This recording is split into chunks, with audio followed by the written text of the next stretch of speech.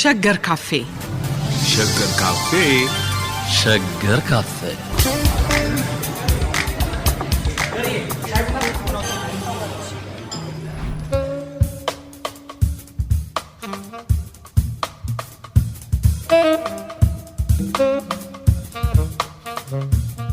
የዛሬው ሸገር ካፌ ውይይታችን ትኩረት በኦሃዮ ዩኒቨርሲቲ ፕሬስ የኒው አፍሪካን ሂስትሪስ ሲሪስ አካል የሆነው የኤልሳቤጥ ወልደ ጊዮርጊስ መጽሐፍ ሞደርኒስት አርት ኢን ኢትዮጵያ ነው። ለዚህ ውይይት ደራሲዋን ኤልሳቤጥ ወልደ ጊዮርጊስን፣ ሰዓሊና ቀራጺ በቀለ መኮንንን እንዲሁም ከሀገረ ካናዳ ሴንት ቶማስ ዩኒቨርሲቲ የታሪክ ጥናት ተመራማሪውን ፍቅሩ ነጋሽ ገብረ ኪዳንን በስካይፕ አማካኝነት ከኛ ጋር ውይይቱን ያካሂዳል። ሁላችሁንም በጣም አመሰግናለሁ። እኛም እናመሰግናለን።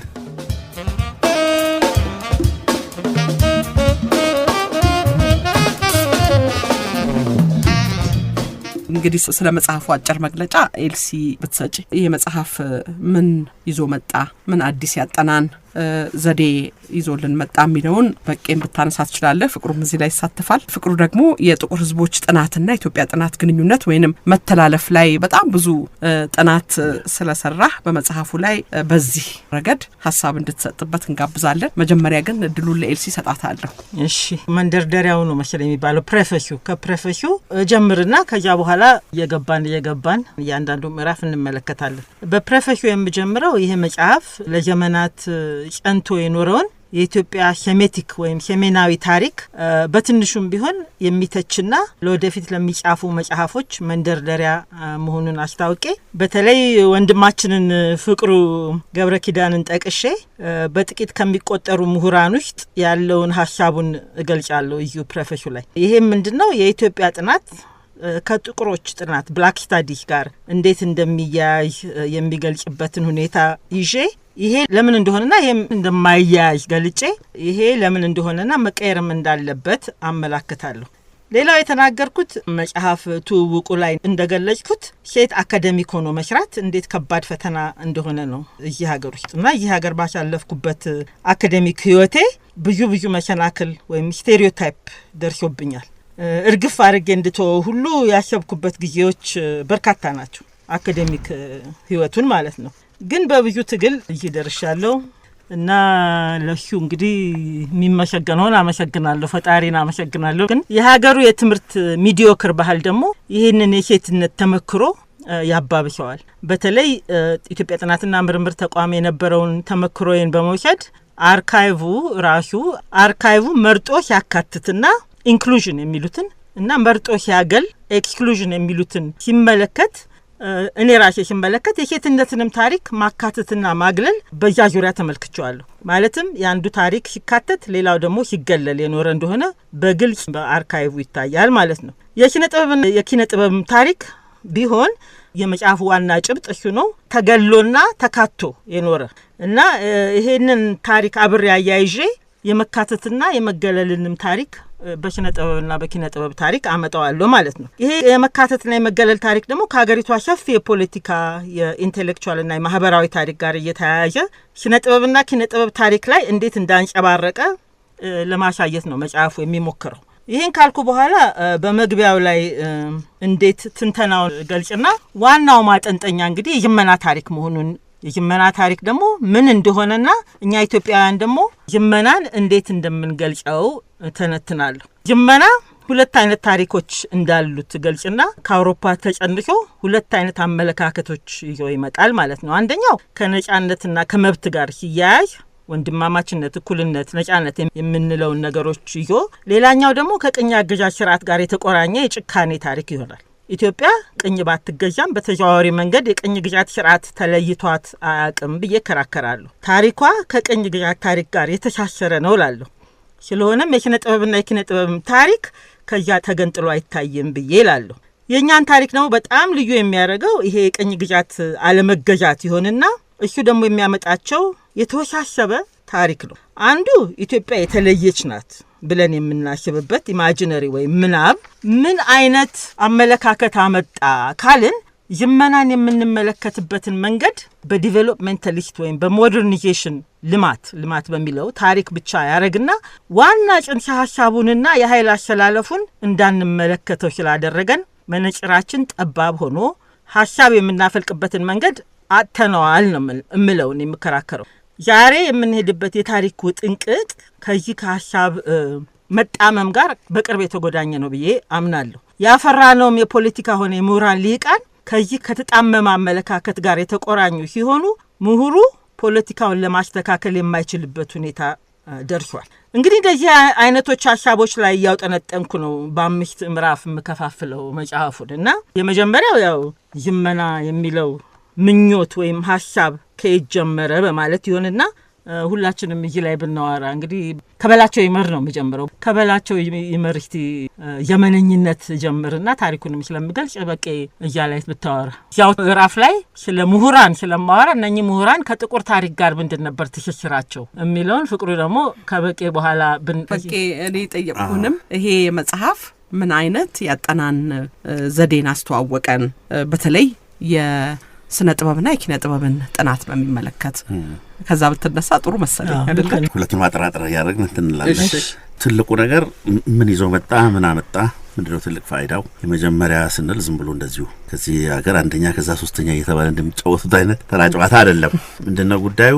በሶስት ትልልቅ ምክንያቶች የተነሳ ለስነ ጥበቡ መድረክም ከስነ ጥበቡ ውጭም ላለው የሀገሪቱ ታሪክ ክፍል ስለሆነ ሶስት ትልልቅ ነገሮች ምክንያት አዲስነቱ ትልቅ ፋይዳ አለው ብዬ ነበር። አንደኛ ስነ ጥበብ ራሱ ትይታዊ የምንለው ቪዥዋል አርት ላይ ሴንተር አድርጎ ሲጻፍ ቪዥዋል አርት ራሱ ጉዳይ አድርጎ ማንሳትና ትልቅ ምሁራዊ መድረክ ላይ መወያያ ማድረግ ልክ እንደ ታሪክ፣ እንደ ፖለቲካ፣ እንደ ጤና፣ እንደ ሌሎችም ማናቸውም ጉዳዮች ስነ ጥበብም ከሀገር ጉዳዮች አንዱ ነው።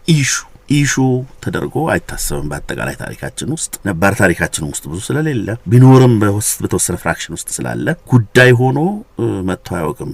ጨዋታ ወይ ጌጥ ሆኖ እንዲሁ ጭፍጫፊ ውይይቶች ውስጥ ከሌለ በስተቀር ዋና ኢሹ ሆኖ መድረክ ላይ የሚቀርብ ጉዳይ አልነበረም። ይሄን ጉዳይ ሆኖ ቀርቧል። አንድ ጸሐፊዎች ይጽፉበታል፣ ተመራማሪዎች ይመራመሩበታል፣ ተማሪዎች ይማሩበታል።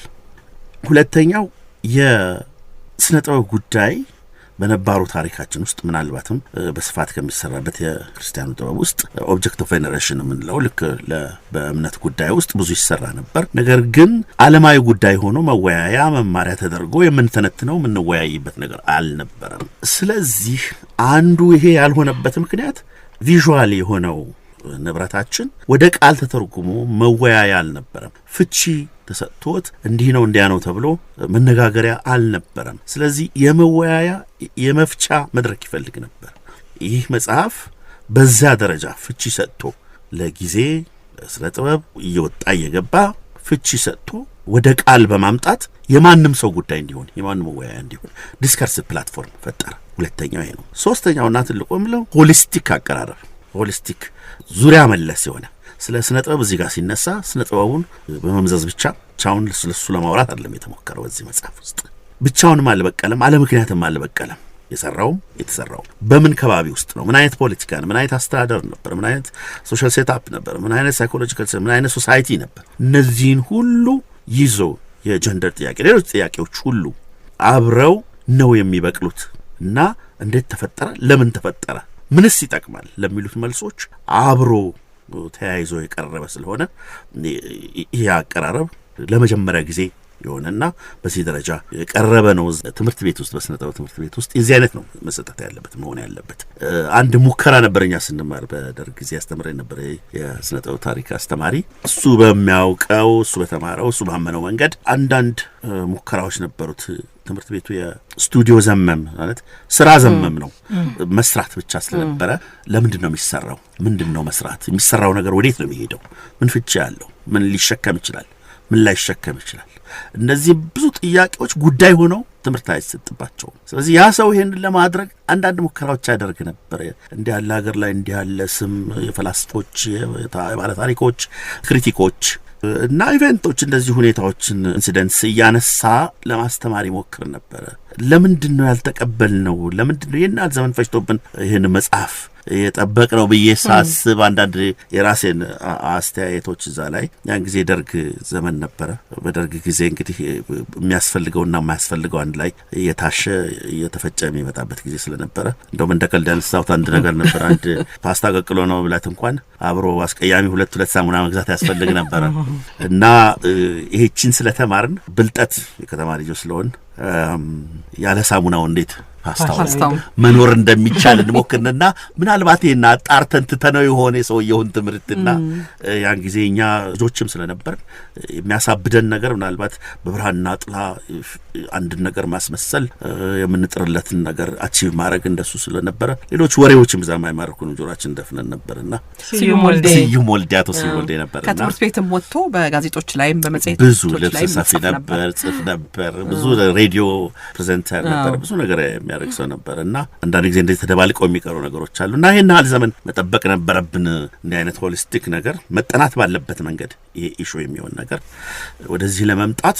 የዚህ አይነት መልክ መያዝ ነበረበትና ይሄን ያህል ዘመን መጠበቅ ነበረብን። ወደ በላቸው ይመር ከመሄድ በፊት ፍቅሩ ዝም ብሎ አዳማጭ ሆኖ ግባ ፍቅሩ ግሩምሽ እኔም ጋሽ በቀለ ሆሊስቲክ ነው ባለው ላይ ትንሽ ብጨምር የኔም ትልቁ ኢምፕሬሽን ስለ ኤልሲ መጽሐፍ ምን ያህል ብዙ ነገር እንደሚያጠቃልል ነው።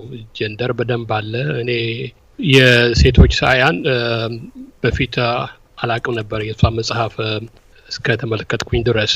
ከዚያ ውጭ ደግሞ አቀራረቧ ወደ መውኛ ታሪክ ምናጠና ሰዎች ሜቶዶሎጂ የምንለው እንግዲህ አመለካከቷ የኢትዮጵያን ታሪክ ብቻ የጠቀለለ ሳይሆን የአፍሪካን የጥቁር አሜሪካውያን አውሮፓም ያው እንደተጠቃለለ ነው እና ትራንስናሽናል የሆነ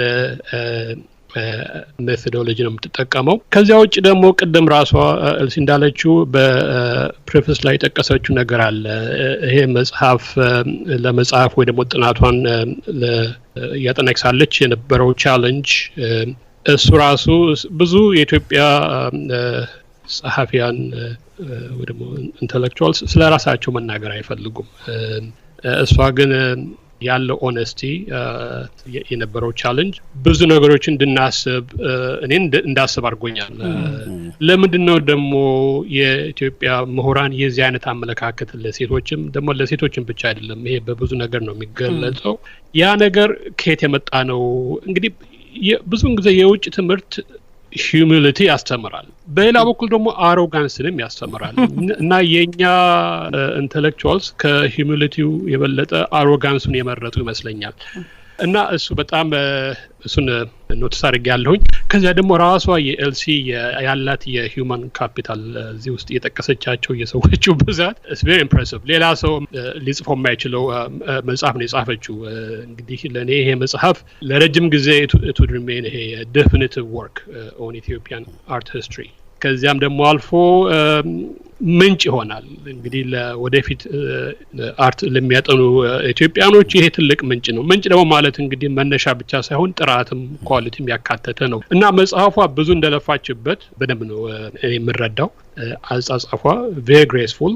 ከዚያ ደግሞ ሳብጀክቶቿን ሂዩማናይዝ ማድረግ በተለይ እስክንድር ቦጎሲያንን እሱን ሂዩማናይዝ ያደረገችበት መንገድ አይ ቲንክ የመጽሐፉ ትልቅ ስትሬንግዝ ነው።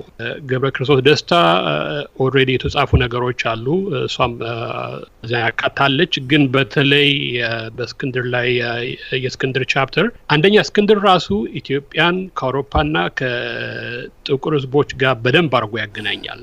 ለዚህ መጽሐፏ ዋና ለተነሳችበት የብላክ ስታዲስ ፐርስፔክቲቭ አይ ቲንክ ለኔ እስክንድር ዋናው ቁልፉ ነው እና እሱን ደግሞ ያቀረበችበት መንገድ እሱን ሂዩማናይዝ ያደርገዋል። ይሄን ነው የምለው። ከአድዋ ይጀምራል ጥናትሽ ይላሉ። ከአድዋ በኋላ በላቸው ይመር በቄ በላቸው ይመራ አሁን ይፈቀድልሃል ለማለት ነው። ከመግባት በፊት ቅድም ስለ ስዩም ወልዴ ስትገልጽ አሁን ይሄን መጽሐፍ ሲጽፍ የተጻፉ ነገሮች የሉም። ኢትዮጵያ የስዕል ታሪክ ላይ ያለው የስዩም ወልዴ በጥቅጣቂ ጽሁፎች ናቸው፣ የተሟላም ነገር የለም። ስለዚህ አሁን ብላቴንጌታ ማላፍሩ ላይ ሲያተኩር እሳቸው በጣም የገረሙኝ አርቲስት እሳቸው ነበሩ እና እሱ ብቻ ነው የጻፈው። እሱ ባይጽፍ በተለያዩ ነገሮች ፒክቸሮች የጻፈው ስለ ብላቴንጌት ማላፍሪ እሱም ባላገኝ ኖሮ እሳቸው ላይ ለመጻፍ በጣም እቸገር ነበር እና እሱን ማመስገን ወዳለሁ። ስዩም ወልዴን ሪሊ ብዙዎቻችን አናውቀውም፣ ግን ያ በደርግ ጊዜ የተማሩ ልጆች እንዴት ኢቭን ዶ እሱ ሰውየው ራሱ ሳይንቲፊክ ሶሻሊዝም ቢያምንበትም ግን የሳይንቲፊክ ሶሻሊዝምን ዓለማዊ ኮንቴክስት ዓለማዊ አውድ እንዴት እንዳመጣላቸው ትምህርት ቤት ውስጥ በትምህርታዊ መልክና በጣም ደስ የሚል ሁኔታ እንዳመጣላቸው አንዳንድ አርቲስቶች ነግረውኛል። እሱን ለማምጣት ፈልጌ ነውና ያው መጀመሪያው ቻፕተር እንደማይዝ እንዳልሽው ከአድዋ ድል በኋላ ነው ላለው ይመና የመጣውና በላቸው ይመርን ከተናገርክ በኋላ እኔ ለምን እንደሱ እንዳልኩት መናገር እንችላለን። እሺ ያው የጻፍሽው ቆንጆ እሱ ማንሳትሽ ብዙ ጊዜ እዛ ጋር የሚነሳ ሰው ነው። ባሉት በቀረቡልን መጽሐፎችም ቴክስቶችም ከቤሱስም ነው ያለው። እንዳጋጣሚ የልጁ ልጅ ገብረ ክርስቶስ ሰለሞን እንደውም ስለ ትምህርት ቤት መጥቶ የተወሰነ ትምህርት ወስዷል። ጥሩ ተማሪ ነበረ። ጥሩ ድራፍትስማን ተሰጥኦ ነበረ። አሁንም ይሰራል ይመስለኛል አያቱን ፈለግ ተከትሎ እና እሳቸው ከአድዋ በኋላ እንግዲህ እዛ ውስጥ እንደጻፍሹ ድሉን የሚመለከቱ ዓለማዊ ጉዳዮችን አንስተው ስዕል ከተለመደው ግልጋሎት ውጪ እንደ ማንኛውም የመኖሪያ ሚንስ ወጥቶ ተሽጦ የሚያኖር መሆኑ የመጀመሪያ ፕሮፌሽናል እንግዲህ በሱ የሚኖሩ እሱ ሸጠው የሚኖሩ ሰው ነበሩ። ከእሳቸው ጋር የነበሩትም እንደዛው እንዳጋጣሚ አሁን ያሉበት እሳቸው ሸጠው የነበሩበት አካባቢ ነው ገብረ ክርስቶስ ሰለሞን የስዕል መሸጫ ሱቁ ያለው እዛው ጣይቱ አካባቢ። አሁንም ብዙ ቱሪስቶች ይጎበኙታል። ብዙ የሀገር ውስጥ ሰዎች እንኳን ብዙ የሚያውቁት አይመስለኝም። ግርማ በላቸው የሱ አጎት የገብረ ክርስቶስ አጎትም በጣም የታወቀ ሞደርን ፔይንተርም ቢሆን ጃፓን ውስጥ ኖሮ ብዙ ጊዜ ሰርቶ ተከብሮ ቅርብ ጊዜ ነው ያለፈው ህይወቱ። ለማንኛውም ቤተሰቡ ሁሉ ሳሊ ነበር። አሁን ገብረ ክርስቶስ ቀርቷል። እሱም ጎበዝ ሳሊ ነው። በላቸው ግን ከነጋቢያቸው እውነት ለመናገር ጧትና ማታ ተግተው የሚሸጥ ስዕል ሰርቶ አደባባይ ላይ ስዕል ሸጥኩ ለቱሪስትም የመኖሪያ ሚንስ ሊሆን እንደሚችል ካሳዩ ፊት ቀደም ናቸው። እሳቸው ከፊት ያሉ ሰው ናቸው። ስዕሎቻቸው የተወሰኑ ናቸው ታትሞ ያሉ ይመስለኛል። በዛ ጊዜ ይመጡ የነበሩ ቱሪስቶች ገዝተው ይዟቸው ሄደዋል። አብዛኞቹን አብላጮቹን ብዬ ነው ማስበው እና የእሳቸው ስዕል ሚዚየም ሊኖረው ይገባል ማለት ነኝ። እንግዲህ የመጽሐፍ አንዱ ገፊ ምክንያት ሊሆን ይችላል። ተፈልጎ አለ የሚል ሰው መጀመሪያ ቤት ይበል። ግርማ ፍስሐ የሚለው ብሬመን ዩሪክና በተለያዩ ቦታዎች የበላቸው ይመር ስራዎች አሉ ነው የሚል። እንግዲህ የበላቸው ይመርንም ታሪክ ለማወቅ የቻልኩት አንድ የታተመች መጽሐፍ አለ ታየ ታደሰ የጻፉት የኢትዮጵያ ኪነ ጥበብ ታሪክ በሚል እያ ላይ የበላቸው ይመር ትንሽ ባዮግራፊ ነገር አለ። ከዚያ ግን ሪቻርድ ፓንከርስት የጻፈው ሳምኖት ኦን ኢትዮጵያን አርት በሚለው እያ ላይ ነው ብዙ ነገር ያገኘሁት የበላቸው ይመርና ትንሽ መቆፈር የጀመርኩት ከዚያ በኋላ ነው። ገብረ ክርስቶስ ሰለሞን በላቸው ነው የሚለው ራሱን እና እሱን ኢንተርቪው አድርጌ ደግሞ የተወሰኑ ነገሮች አግኝቻለሁ። የአድዋ የመጽሐፉ ትወራዊ እይታ ከአድዋ ጦርነት በኋላ በኢትዮጵያ የስልጣኔና የዘመናዊነት ሀሳብ የተገበረበት መንገድ ይተነትናል ይላል ዘሪሁን ብርሃኑ። በቅርብ የተቸው ዘሪሁን ከ1896 ከአድዋ ድል በኋላ እስከ ኪነ ጥበብ ትምህርት ቤት እስከሚመሰረትበት ድረስ እስከ 1957 እንደ አውሮፓ አቆጣጠር ያንን ጊዜ ይዤ ነው እንግዲህ ይመና እምለው። ለምንድን ነው ይመና? ለምንድን ነው ሰው ከቴዎድሮስ ሊጀምር ይችላል?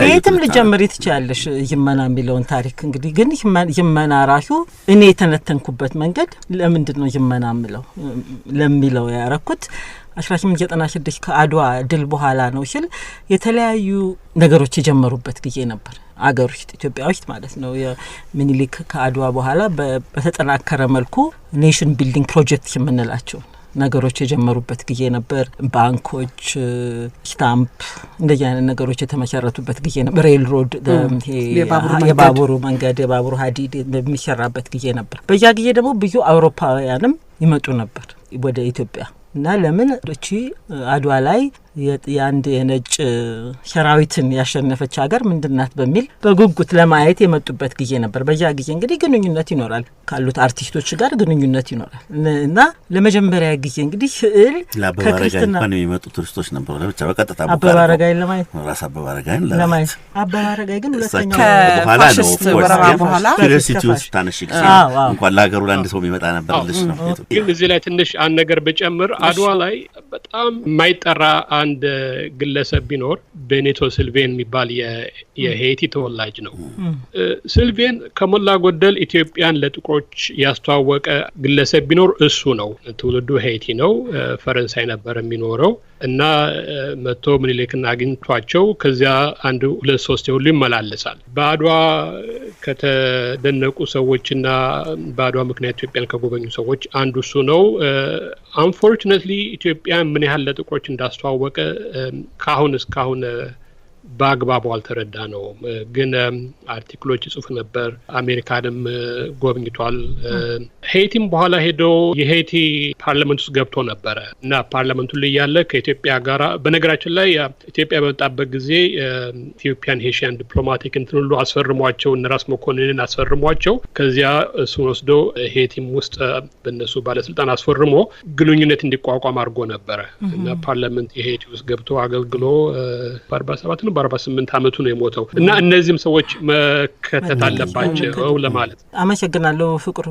ይሄም ታሪክ ቁልፍ ነገር ነው። ለማንኛውም ይመና ምለው ይሄንን ማኑስክሪፕቱን ለሰዎች ሻሻይ መጀመሪያ ከፕሬስ ከመግባቱ በፊት አሁን አንድ ወዳጄ ኮርኔል ያለ ኔሽን ቢልዲንግ አልነበረም በጃግሽን ማጠናከር ፈልጋለሁ። ኔሽን ቢልዲንግ የሚለውን ነገር ብታስቢበት ጥሩ ነው። የሚኒሊክ ኔሽን ቢልዲንግ የምትዩን ነው ያለው እና እኔ ኔሽን ቢልዲንግ ፕሮጀክት ነው የሚመስሉ ነገሮች የመጡበት ዋናው ግን ደግሞ ብዙ ፈረንጆች ይሄ ሀገር የመጡበት እና ያ ግንኙነት ምን ፈጠረ ለሚለው ነው። የፈጠረው ምንድነው? በስዕል ከሄድን ከክርስትና ሃይማኖት ስዕል ወደ ሴኩላር እንግዲህ ወደ ሴኩላር ስዕል ሲዘዋወርና ያለ ያንን ሴኩላር ስዕል ግን ፈረንጆቹ ሲተነትኑት ምንድነው በቃ ይሄ የነሱን ስለማይመስል ወይም ይሄ ብዙ ጊዜ የሚታየው ምንድነው የአድዋ ጦርነት ስዕል ላይ የበላቸው ይመር በከፊል የሚያሳየው ይሄ በመጥፎና ጥሩ የሚባለው በከፊል ሲታይ መጥፎ ነው፣ በፊት ለፊት ሲታይ ጥሩ ፊፍሽ ማለት ነውና ከጎን ሆነው መትረየስ ሲተኩሱ ያስቃላሚ ጠላትን አያዩትም እና ግን ምንድነው እሱ መግለጽ የፈለገው የባህሉን የክርስትና ሃይማኖትን ባህል እዛ ላይ ነው የሚያስቀምጠው። ለፈረንጆቹ ግን ኮሚካል ነገር ወይ አሽቂ ነገር ነበር። ስለዚህ እነኚህ ነገሮች እየተመለከቱ ፎክ አርት ነው ምናም ብሎ የሚደረድሩታል እና ይመናን እንዳየነው ነው ማለት ይመና ምኞት እስከሆነ ድረስ ምኞት ያንን ነገር ለመሆን ያን አውሮፓዊ ነገር ለመሆን ምኞት እስከሆነ ድረስ አንድ የይመናን ኢንፍራስትራክቸር ባመጣንበት ጊዜ እስከሆነ ድረስ ሁለት ይሄንን ተመልክቼ ነው እኔ ይመና በእኛ ሀገር ታሪክ የአውሮፓውያን የይመና ታሪክ መውሰድ አንችልም። ኖን ዌስተርን አገሮች በአጠቃላይ ታሪካቸውን ሲመለከቱ ከአውሮፓዊ ይመና ታሪክ ጋር የተለያየ ነው። አንደኛ የአውሮፓዊ ይመና ታሪክ በኮሎኒያሊዝም ስለመጣ ምዕራብ ላልሆኑ አገሮች ስለዚህ ምን አይነት ታሪክ ነው የሚያመጣው የሚለውን በጥሞናና በገንጥለን ማየት አለብን። ስለዚህ ይመና የሚለውን ታሪክ እንዳተረጓጉ በየትርጉም ነው የወሰድኩት እና 1896 ከአድዋ በኋላ እንዲህ አይነት ነገሮች ተፈጠሩ ማለት ነው። ሴኩላር ወደ ሴኩላር የመመለስ አንደኛ። ሁለተኛውም ደግሞ በግጥሞቹና አራዳ ላይ የሚገጠመው የነበረው ግጥም እሱ እንኳን 20ኛው ክፍለ ዘመን ሲጀመር actually early 1900s ማለት ነው። እዛ ላይ የሚደረጉት ለምሳሌ ግጥሞቹ ይሄ ፈረንጅኛ መፈለግ ኮኛክ መፈለግ ምናምን መፈለግ ይሄ ሁሉ ዲዛየር ወይ ምኞት የምንለው ይመላን መሻታችንን ያመላክታል ማለት ነው። ስለዚህም ነው ከበላቸው ይመር ብዬ ጀመርኩት። ይሄን ነገር ያየሁት መቼ ትምህርት ቤት እያለሁ PhD ዲሰርቴሽን ሲሰራ 1920ዎቹን የብርሃንና ሰላም ታሪክ ሳይ ምንድነው ቪዥዋሊ ስለመለከተው ማለት ነው አድቨርታይዝመንቶቹን ማስታወቂያዎቹን በሚገርም ሁኔታ ፊያቶች የወጃጅርት ልብሶች ከአውሮፓ የሚመጡ ፑድር የፑድር አይነቶች እንዲህ ኮኛኮች የመጠጥ አይነቶችና በጣም ያስደንቀኝ ነበር እንዴት በ1920ዎቹ እነኚህ ነገሮች ኢትዮጵያ ውስጥ እንዴት ሰርጸው እንደገቡና ያ ደግሞ ህዝቡ ደግሞ ይሻው እንደነበር ያንን ካቲካላተው ኮኛክ ጠጡ አይነት ነገር ነበር ብርሃንና ሰላም ላይና ብርሃንና ሰላምን ደግሞ ጠለቅ ብለህ ደግሞ በ1925 የተመሰረተው ብርሃንና ሰላም ደግሞ ጠለቅ ብሎ ሲታይ እንግዲህ ከአድዋ 25 ዓመት በኋላ ብርሃንና ሰላም ላይ የነበረው ደግሞ የይመና ክርክር ደግሞ ሌላ ጉዳይ ነበር አይደለም።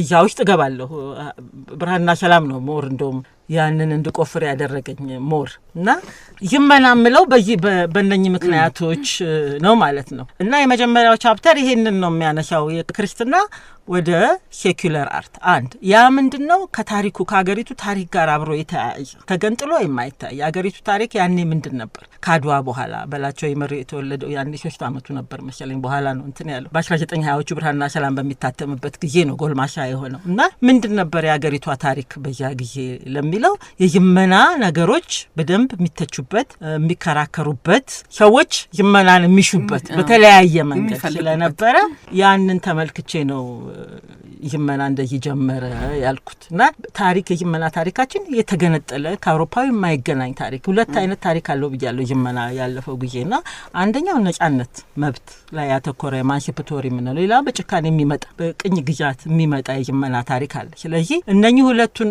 አያይዞ ነው ምዕራብ ያልሆነ የይመና ታሪክ መሄድ ያለበት እና እሱ ላይ ያተኮረ ነው የመጣው ጨምሩት ነገር እዚህ ላይ ካለ ጨምሩ ግን አለበለዚያ እንዲያው ስለ ብርሃን ሰላም ከተጠቀሰ አይቀር እሺ ይሄ የይመና ታሪክ ላይ ሲከራከሩ በተለይ እነኚህ ምሁራን ጥቁርነት ታሪክስ እንዴት ታየ ቢኮዝ ቅድም እንዳልኩት ይሄ ኢትዮጵያ የተለየች ሀገር ናት ብሎ የሚያስበው የይመና ታሪካችን ብዙ ጥንቅጥ ከቶናል አልኩኝ የቅኝ ግዛት አለመገዛታችን እና የመሳሰሉት ብዙ ጥንቅጥ ከቶናል አሁን የምናስብበትን የይመና ታሪክ በተለየ መልኩ እንድናየውና ብዙ ችግር ውስጥ የከተተን እሱ ነው ብዬ ስለምገምት ነው ስለዚህ በዛ ጊዜ አንተ ደግሞ እሱን ሰርተሃል በተለይ ሐኪም ወርቅነህ እሸቴ ጋር ላይ ሰርተሃል መላኩ በያን ላይ ሰርተሃል እሱን ለመጨመር ፈልጌ የሱን ማስተዋጽኦ እንዲያው ትንሽ ጠቀስ ቢደረግ ብርሃንና ሰላም ላይ አንድ 6-7 የሚሆኑ አርቲክሎች ኮንትሪቢዩት አድርጎ ነበረ እና ደግሞ አጫጭር አርቲክሎች አልነበሩም በጣም ረጃጅም ናቸው እና እሱ እንግዲህ ያኔ እንዲያውም ገና ሕክምና ፕሮግራሙን በስነ ስርዓቱ አልጀመረም ነበር ገና አንደርግራጁዌት ተማሪ ሆኖ እያለ ይሄ ስላውተር ሃውስስ ይሄ የቄራ ደግሞ ይሄ የተላላፊ በሽታዎች እንዴት አድርጎ ራሱ እስር ቤት ዋና የተላላፊ በሽታ መሰራጫ ቦታ እንደሆነ አክቹሊ እሱ ስለ አልኮሆልም ይጽፋል ግን እሱ ደግሞ እሱን በመቃወም ነው እንዲያውም ምን ይላል ጥሩ ስዕል አለው የሚያቀርበው ይሄ ስዕላዊ ዲስክሪፕሽን አልኮሆል ማለት እባብ ጠርሙስ ላይ ተጠምጥሞ ምላሱን ጠርሙስ ውስጥ እንግዲህ አይ ቲንክ አሜሪካ ውስጥ የነበረ ስዕል ይመስለኛል እና የሱን ስዕል ነው የሚገልጸው ይሄ እባብ ጠርሙስ ላይ ተጠምጥሞ ምላሱ ግን ያለው ጠርሙስ ውስጥ ነው እና ሰው አልኮል የሚጠጣ ሰው ያንን መርዝ የመጠጣት ያህል ነው ለማለት ነው እና እነዚህ ሰዎች እንትናቸውም ትንሽ ዳይቨርስ ነው ለማለት ነው በአንድ በኩል ትንሽ አመለካከታቸው በጣም ዘመናዊነትን ከመርአባዊነት ጋር የሚያገናኙ አሉ ትንሽ ደግሞ ቀደም ብለው የሄዱ በተለይ መላኩ በያን ትንሽ ክሪቲካል ሆነ አመለካከትም ነበረው ለማለት ነው ባራዳ ቋንቋ የባነኑ እንላቸዋለን ያዚህ ፍቅሩ ጎሽ ያ ቦንዱ ብላድ ላይ ለምሳሌ ወርቅነህ እሸቴንም ሄደው ነበር አንድ ጊዜ አይደለም አሜሪካ እሱ ግን በሁለተኛው የጣሊያን ወረራ ሲመጣ ነበር የሄዱት ከዛ በፊት ሄደው እንግዲህ እሳቸው ይሄ የጣና ግድብ በታቀደ ጊዜ ገንዘብ የባንክ ብድር እሱን ፍለጋ ነበር የሄዱት መላኩን ያገኙታል ያኔ ኢንካሬጅ የሚያደርጉትም እሳቸው ናቸው እንግዲህ ለምን አንተ ከመናጠንተህ ኢትዮጵያ መተህ ያው ኢትዮጵያም እንዲሰራ ያው አሜሪካም ስለኖረ ጥቁሮችን እዚያ ኦርጋናይዝ አድርጎ ከቻለ ወደ ኢትዮጵያም እንዲሄዱ ኢንካሬጅ እንዲያደርግ እና እሱ ያኔ ገና እድሜው 20ዎች ውስጥ ነው እንግዲህ እንደ ምክር ነው የሰጡት ግን ከዚህ ጋራ በኋላ ከወርቅነህ በኋላ አሜሪካ ማኒ ወርቅነህ የጀመሩትን የባንክ ብድር ጉዳይ ለመከተል ከንቲባ ገብሩና መላኩ በያን እንግዲህ መላኩ በያን እዚህ ወደ ኢትዮጵያ ይመለስና እንደገና ከከንቲባ ገብሩ ጋራ አብሮ ወጣት ነው እንዳጋዥ ነው ይሄዳል እዚያ ላይ በጣም ፋሲኔት ያደረገኝ ነገር በዚያን ሰዓት መላኩ የሃዋርድ ዩኒቨርሲቲ ይሄ የዋሽንግተን ዲሲ ያለው እዚያ ነበር ኦሬዲ የሕክምና ትምህርቱን ጀምሯል ይሄ እንግዲህ ወደ 1930 አካባቢ ነው በፈረንጆች አቆጣጠር ወርቅነህ የሄዱት ወደ 1927 ነው እና እዚህ ላይ ከንቲባ ገብሩና መላኩ በያን ኒውዮርክ ውስጥ ከጎበኟቸው ቦታዎች አንዱ የኤንኤስሲፒ ሄድኳርተርስ እነ ዱቦይስ ያሉበት ማለት ነው የናሽናል አሶሲዬሽን ፎር ዘ አድቫንስመንት ኦፍ ኮለርድ ፒፕል እዚያ ሁለቴ ዱቦይስን ጎብኝተውት ዱቦይስ 8 ገጽ ጽፎ ይሰጣቸዋል ኢትዮጵያ በምን መንገድ ማደግ እንዳለባት እና አንድ ካላቸው ነገር አንዱ ባንክ ብድር ይቅርባቸው ነው ያላቸው እና እውነትም ከዚያ በኋላ ያ የጣና ምክንያቱም የባንክ ብድር ማለት የናንተ ሀገር እንደ ቻይና እንደ ግብጽ እንደ አልጄሪያ ለእልናዋን ታጣለች ለአውሮፓኖች ጥሩ መግቢያ መንገድ ይሆናቸዋል ብሎ ነው ያላቸው እና እውነትም ያ ነገር ይቀራል ከዚያ ወዲያ ማንም ስለ ግድቡ አያወራም ያው ተረሳ እና እንግዲህ የዱቦይስና የመላኩ በያን ኮኔክሽን በዚያ ጊዜ ነው የሚጀምረው። ሌላ ያደረገው ነገር ቢኖር መላኩ በያን ሃዋርድ ተማሪ ያለ የዚህ የኢትዮጵያ ግርግር እንዳለ ይሰማል። የነራስ ጉግሳ ወሌን ማመጽ ይሰማል እና ይደነግጣል እና ተነስቶ ኢትዮጵያ ይመጣል። ኢትዮጵያ ግን የመጣው አንድ ነገር ይዞ ነው። የያዘው ማን ነው? አውሮፕላን አብራሪ ነው። ጥቁር አሜሪካዊ ሂውበርት ጁሊያን የሚባል ምን እንዲያደርግ በደንብ አድርጎ ራሱ መላኩ በያን እንትን ላይ ጽፏል። ብርሃንና ሰላም ላይ የግንቦት 19 በፈረንጆች 1922 ላይ በፈረንጆች 1930 መሆኑ ነው። እዚያ ላይ ብታዩ ይጽፏል። የመጣሁት ጦርነት ስለነበረ ኢትዮጵያ ደግሞ አውሮፕላኖች እንዳላት ስለማቅ ይሄንን ሰውዬ ለመጠቀም ነው ይላል። እንግዲህ በተዘዋዋሪ እዚያ ሄዶ ቦምብ ምናምን እንዲጥል ነው ማለት ነው። በጣም የሆነው እነሱ እዚህ ሲደርሱ ሁለቱ ጦርነቱ አልቋል። ጉግሳ ወሌም ሞተዋል እና ያ ነገር ላያስፈልግ ሆነ ማለት ነው። ግን ምን ይሆናል? ሂውበርት ጁሊያን ካመጣሁት አይቀርልና ለምን አውሮፕላን ላይ እንትን ፓራሹት አድርገህ አታሳያቸውም ለኢትዮጵያኖች ይላቸዋል። እና እንደተባለውም ጁሊያን ፓራሹት ያደርጋል። አሁን ለእኔ እንግዲህ ይሄ ምንድነው ስለ ዘመናዊነት ካወራን አይቀር ያ በብርሃንና ሰላም ላይ እንትን ላይ ይመዘገባል። እንዲያውም የአርቲክሉ ታይትል የሚያስደንቅ ነገር ተብሎ ነው እና በደንብ አድርገው ይገልጹታል። እንዴት አድርገው ከአውሮፕላን ላይ ሲወርድ እና ገንዘብ ደግሞ በዚያ ላይ ኃይለሥላሴም አሉ፣ የግብፁ ጳጳስም አሉ እና ብዙ መኳንንቶችም አሉ። መልአኩም ንግግር ያደርጋል፣ ገንዘብም ይዋጣል። ኢንፋክት ለሚቀጥሉት 4 ኢሹስ በብርሃንና ሰላም ላይ የገንዘብ አዋጮች ስም ያው ለጁሊያን ማለት ነው ይወጣ ነበር። ለኔ ይሄ ዋና ምንድነው ስለነ ኢትዮጵያ አየር መንገድ ስናስብ መነሻው ከዚህ ነው የሚጀምረው። ምክንያቱም ያን አርቲክል ብታነቢው ሌላም ፈረንጅ ነበረ ፓራሹት ያደረገ እሱን ባን ሴንተንስ ነው የሚገልጹት። ሞንሲዩር ያዕቆብም ከአሜሪካው ሰውዬ በኋላ እሱም ዱባ ያለ ነገር ነው ባን እና በዛን ጊዜ ነው በእነ ኃይለሥላሴና በመኳንንቶቹ አእምሮ ላይ ይሄ የአውሮፕላን እንትን የተቀረጸው ያኔ ነው ብዬ ነው እንግዲህ የምገምተው።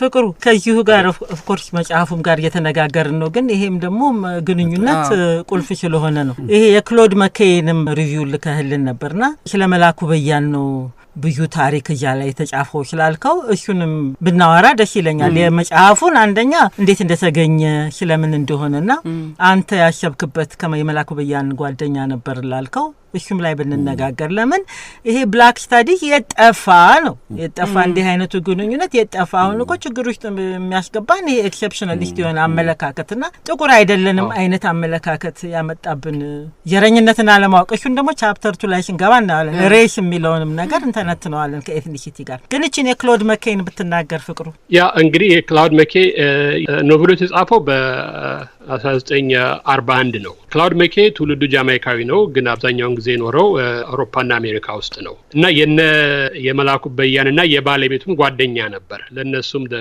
voice of Ethiopia አርቲክል ኮንትሪቢዩት አድርጓል እና መጽሐፉ የሚያጠነጥነው እንግዲህ ዋና ካራክተሩ እዚህ መጽሐፍ ላይ መጽሐፉ በዚያ በጣሊያንና በኢትዮጵያ ጦርነት ጊዜ ጥቁሮች የነበራቸው ሪአክሽን ነው። ሪአክሽናቸው በሁለት የተከፈለ ነበረ።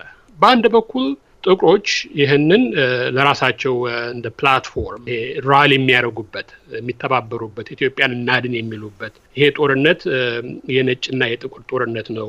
አፍሪካ ውስጥ አንዲት ያልተገዛች ሀገር ብትኖር ያው ላይቤሪያንም ጨምሮ ማለት ነው ኢትዮጵያ አሁን ያው ጣሊያን አውሮፓ ሞሶሎኒ እሷንም እያጠፋ ነው። ስለዚህ እንተባበር ነበር። ሌላው ደግሞ የኮሚኒስቶች ነው እና ኮሚኒስቶች ደግሞ የሚሉት ይሄ የጥቁርና የነጭ ሳይሆን የካፒታሊዝም ጦርነት ነው።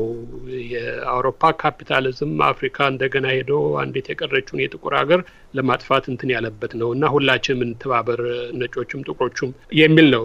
እንግዲህ የኮሚኒስት ግሩፕ ውስጥም ነጮችም ጥቁሮችም አሉ። እንግዲህ ታሪኩ የሚያጠነጥነው በሁለቱም መሀል ስላለው ቅራኔ ነው እና ያንን እዚያ ቅራኔ ውስጥ ደግሞ ማን ነው ዋና ገጸ ባህሪው? ኢትዮጵያዊ ነው። ልጅ ተክላ አለማያ።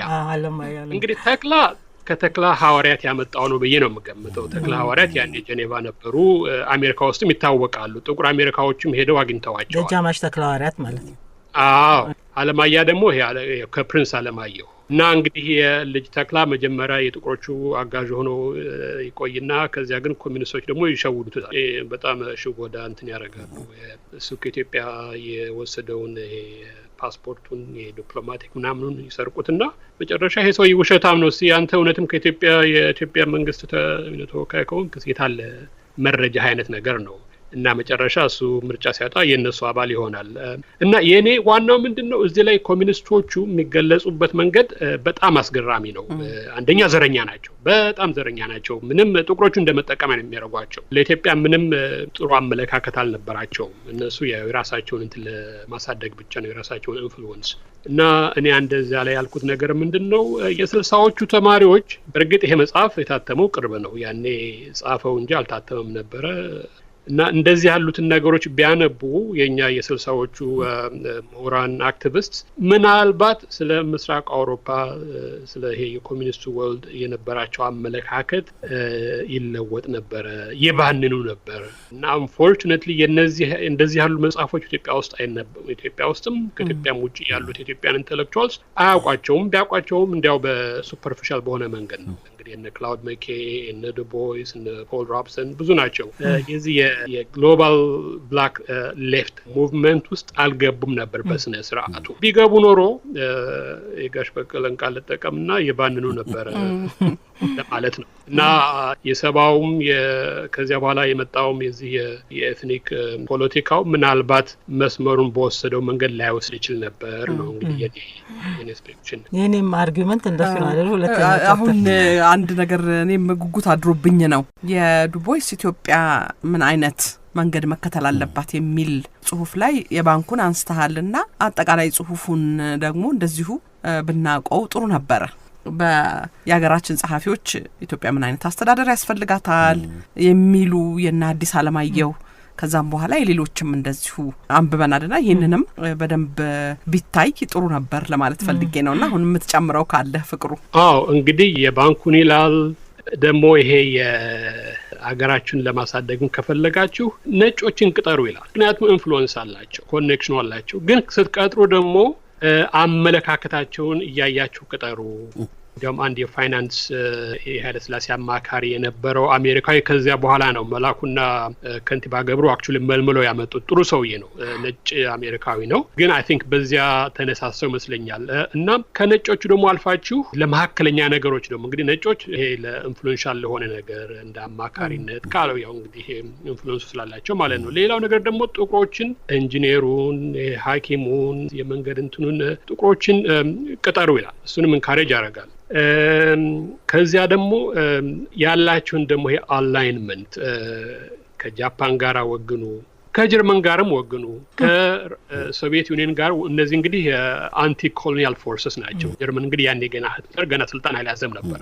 ከ3 ነው ከ4 አመት በኋላ ነው እና እውነትም ከአመት በኋላ ከሚያረጉት ነገር አንዱ ህሮይ ጃፓን ይሄዳል ኢትዮጵያና የጀርመን እንትን እንዲያውም ጣሊያን ኢትዮጵያን ሲወር ብዙ መሳሪያ ለኢትዮጵያ የመጣው ከጀርመኒ ነው እና ብዙ የሚላቸው ነገሮች አሉ የራሳቸውን ባንክ መስሩቱ እና እውነትም የባንክ ኦፍ አቢሲኒያ ያኔ ነበረ እሱ ኢትዮጵያ አልነበረ እሱ ይዘጋና ሌላ የኃይለ ሥላሴ በራሳቸው ገንዘብ ሌላ ባንክ በኋላ ይከፈታል እና ከሞላ ጎደል እሱ ያላቸው ነገሮች እነ መላኩን እንግዲህ በኔ ግምት ተርጉመው ለኃይለ ሥላሴ ያንን ኢንፎርሜሽን አስተላልፈዋል እና እንግዲህ ንጉሱም ብዙ ተረድተውታል እውነትም በዚያ መንገድ ብዙ ሄደዋል እና በአሁን ጊዜ የዱቦይስ በነገራችን ላይ የዱቦይስ ዳታቤዝ አቬላብል ነው ኦንላይን ይሄ ዩኒቨርሲቲ ኦፍ ማሳቹሴትስ ስካን አድርገው ፓብሊክ ዶሜን ነው አቬላብል ነው እና እዚያ ውስጥ ስለ ኢትዮጵያ ብቻ ዱቦይስ ወደ 400 ዶክመንትስ አሉ አጫጭር ግማሾቹ አጫጭር ናቸው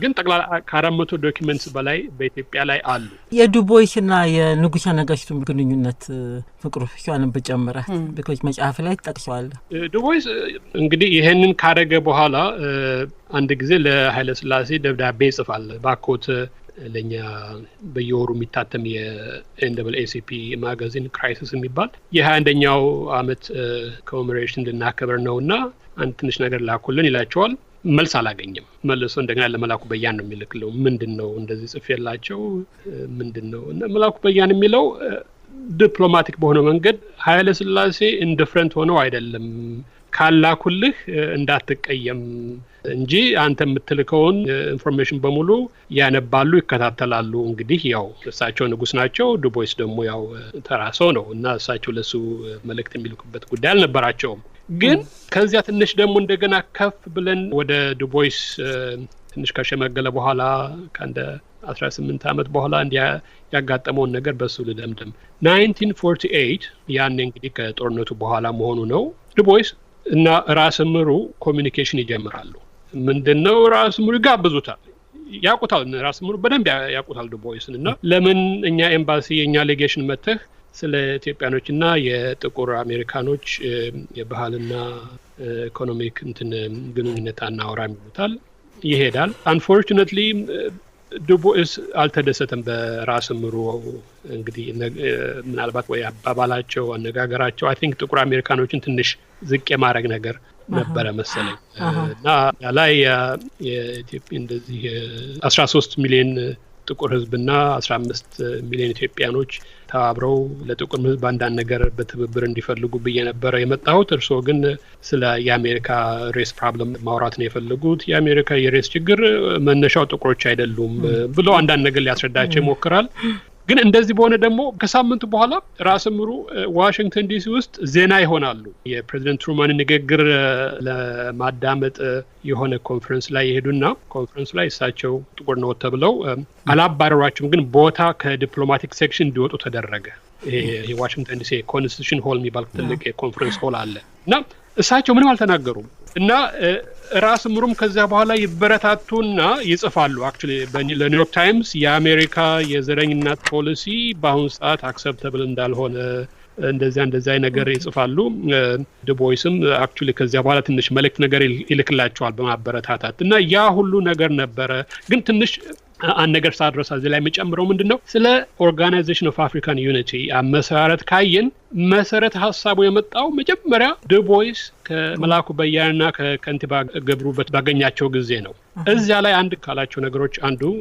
ወደ ማዛ ቀደም ለጠየቀችኝ ጥያቄ 1932 አዲስ አበባ ላይ የሚቀጥለውን የፓን አፍሪካን ኮንፈረንስ አርጉ ከመሄዳችሁ በፊት ዋሽንግተን ኒውዮርክ ላይ ከሌሎች ጥቁሮች ጋር ብሬንስቶርም አርጉ እና ሀገራችሁ ስትመለሱ ከሁለት ዓመት በኋላ የመጀመሪያ እንግዲህ ስለ ፓን አፍሪካን ኮንፈረንስ በአፍሪካ ውስጥ ሐሳቡን ያመጣው ዱቦይስ ነው ለመላኩና ለገብሩ ማለት ነው 1948 እንደገና ዱቦይስ ለራስ ምሩ ይሄንኑ ይደግምላቸዋል ከዚያ ለኢትዮጵያ ኤምባሲ ካገኛቸው በኋላ እኔ የመጣሁት እኮ እንደዚህ ስለ የሁለቱ ህዝቦች ግንኙነት እንዳወራ ነበረ እንዲያውም ያሰብኩት ኢትዮጵያ ውስጥ የፓን አፍሪካን ኮንፈረንስ ንጉሱ ፔትረን ሆነው እንዲደረግ ለመጠየቅ ነበረ ብሎ ይላቸዋል እና ያ ሁሉ ነው እንግዲህ በሐሳብ ደረጃ ስለ የኢትዮጵያን የፓን አፍሪካን ኮንፈረንስ ሆስት የማረጉን ሐሳብ መጀመሪያ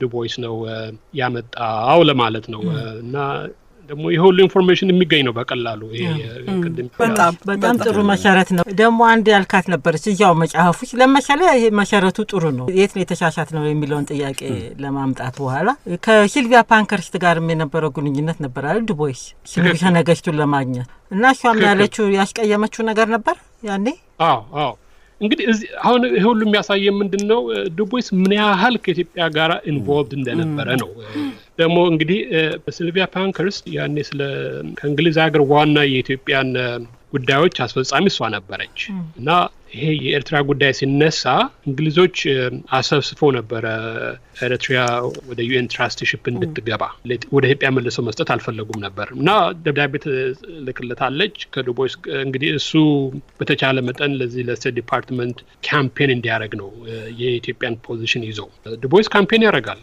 አርቲክል ይጽፋል ዩናይትድ ኔሽንስም ፔቲሽን ያሰባሰባቸው እንትኖች ፊርማዎች ነበሩ መጨረሻ እንግዲህ ከሲልቪያ ጋር ያጣላቸው ነገር ምንድነው ወደ 1954 ኃይለ ሥላሴ አሜሪካ መንጣታቸውን ዱቦይስ ሲሰማ ለሷ ይነግራታል ለምን ሲመጡ ጥቁሮች እንዲያገኙ ለምን አታረጊም ይላታል እዚያ ላይ በቃል ይጣላሉ እሱ የሚጠቀመው ኔግሮ የሚለውን ቃል ነው እንዲያውም ኔግሮ ደግሞ ራሱ ቃሉን ድሮ በስሞል ኤን ነበር የሚጻፈው ወደ ካፒታል ኤን እንዲደረግ ካረጉ ሰዎች አንዱ ዱቦይስ ነው ካምፔን አርጎ ፓንከርስት ጽፍና እኔ ቃሉ እንደዚህ ከምትል ለምን አፍሮ አሜሪካን አትልም ምክንያቱም ኒግሮ የሚለው ቃል ኢትዮጵያኖችን አይጠቀልልም፣ ኢትዮጵያኖች ኒግሮ አይደሉም ብላ ትለዋለች። እና አንዳንድ ጊዜ ኢትዮጵያኖችም ጥቁር አይደለንም የሚለው ሀሳብ ከየት እንደመጣ ይገርመኛል። እንግዲህ ኢትዮጵያን ትወዳለች፣ ግን በዚያን ሰዓት እንደዚህ ብላ ነግረዋለች። ኃይለሥላሴ እውነትም አሜሪካ ይመጣሉ፣ ግን ዱቦይስን አላገኙትም። ከእሷ ጋርም በዚያው ተቃቃሩ። ሌላ ጥቁሮቹን አግኝተዋል። ማነው ኮንግረስማን ሄንሪ አዳም እሱን አግኝተውታል። ራሱ የኤንኤኤሲፒ ዋና ፕሬዚደንት በዛ ጊዜ ዋልተር ዋይት የሚባል እሱንም አግኝተውታል። ሽልማት ሰጥቷቸዋል እንደ ሰርቲፊኬት ነገር፣ ግን ዱቦይስ አልነበረም እና ትንሽ የመከዳት ስሜት አድሮበታል። እንደዚያም ሆኖ ሲልቪያ ስትሞት ለሷ የጻፈው ኦቢቹሪ ላይ ቢተር አልነበረም። እኔና እሷ ብዙ የሚያስማሙን ነገሮች አሉ፣ ግን እንግሊዝ ላሉት የጥቁር ኢሚግራንት ብዙ ነገር አድርጋለች፣ ኢትዮጵያን ትወዳለች ብሎ ኦነስት የሆነ ዩሎጂ ነው የጻፈላት። እና ግን ከኢትዮጵያ የነበረው ኮኔክሽን ዱቦይስ በሲልቪያ በኩል በራስሙ በኩል በነመላኩ በያን በነከንቲባ ገብሩ ራሱ የኢትዮጵያን ታሪክ አጻጻፍ የሚያስለውጥ አይነት ኢንፍሉዌንስ ነበረው ለማለት ነው። ብዙ ነው። ዱቦይስ እንደ ፋውንደር መቆጠር ይቻላል። እንግዲህ በአሜሪካ ውስጥ ለኢትዮጵያን ስታዲስ ትልቅ እንደ አባት፣ ያው በእርግጥ ዮሐንስ በሬ እንደ አባት ነው የሚቆጠረው። ዱቦይስ ደግሞ እንዳያት መቆጠር ይችላል። እንግዲህ ግን እንደዚህ አይነት ነገር አበርክቶ ይህን ሁሉ ነገር ኢትዮጵያ ላይ የጻፈ ኢትዮጵያን የሚያጠነጥን ስራዎች ሰርቶ ምሁራኖቻችን ብዙዎቹ ያንተንና የተወሰኑ ሰዎች ነው ማቅ ምንም ሜንሽን አይደረግም። የሴሜቲክ እንግዲህ የሴሜቲሲስት ኢንፍሉዌንስ አውሮፓኖቹ ያም ቦዩኒያንን ቀደዱ። የመጀመሪያው የኢትዮጵያን ስታዲስ ኮንፈረንስ ሮም ውስጥ ነበር። ሮም ውስጥ ደግሞ ኦርጋናይዝ ያደረጉት እነ ቼሩሊ እንግዲህ ቼሩሊ ዋና የፋሽስት ወር ክሪሚናል ነው። ኢትዮጵያ ውስጥ ራሱ መሄድ የማይችል ሰው እንግዲህ እንገምታም በአሁን ጊዜ ለምሳሌ የእስራኤል ስታዲስ ላይ ፋውንደሩ አንድ የሂትለር ባለስልጣን ልሁን ቢል ምን ያህል እንዴት አድርጎ እንደሚያስቅ። አንፎርቹኔትሊ ኢትዮጵያ ግን እንደዚያ ነው የሆነው። ጆርናሎቹም ሲታተሙ የመጀመሪያዎቹ አርቲክሎች ይታተሙ የነበሩት በጆርናል ኦፍ ሴሜቲክ ስታዲስ ነው እና ያንን ክሪቲክሊ እኛ አሰስ አላረግ ነው። እዚያ ደግሞ የማርክሲስት ስኩል መጣ። እሱ ደግሞ እንግዲህ ሴሜቲሲስት ፐርስፔክቲቭ ሁሉ ነገር ከባህልና ከስልጣኔ ይሄ ሲቪላይዜሽናል ፓራዳይም የምንለው እንግዲህ ሰሜኑ የሰለጠነ ነው፣ የሰሜኑ ባህል እንደዚህ ነው፣ ክርስቲያን ነው፣ ሊትሬት ነው የሚል ነበረ። ደግሞ ያው ማርክሲስቶቹ ደግሞ ሲመጣ ያንን የባህልና የስልጣኔውን ነገር ያወጡና ወደ ምን ያስገቡታል? ወደ መደብ። ከዚያ ደግሞ ቆሳዊ ነገር ከዚያ ደግሞ ያው ከዚያ በኋላ ደግሞ ይሄ የኔሽንስ ናሽናሊቲስ ነገር ሲመጣ እሱ ደግሞ ለኤትኒሲስት ፐርስፔክቲቭ ዋና እርሾ ይሆነዋል። ግን በሚያሳዝን ሁኔታ አሁን የኛ የታሪክ አመለካከት ደግሞ ወዴት እየሄደ ነው? ባክ ቱ ዘ ሴሜቲሲስት።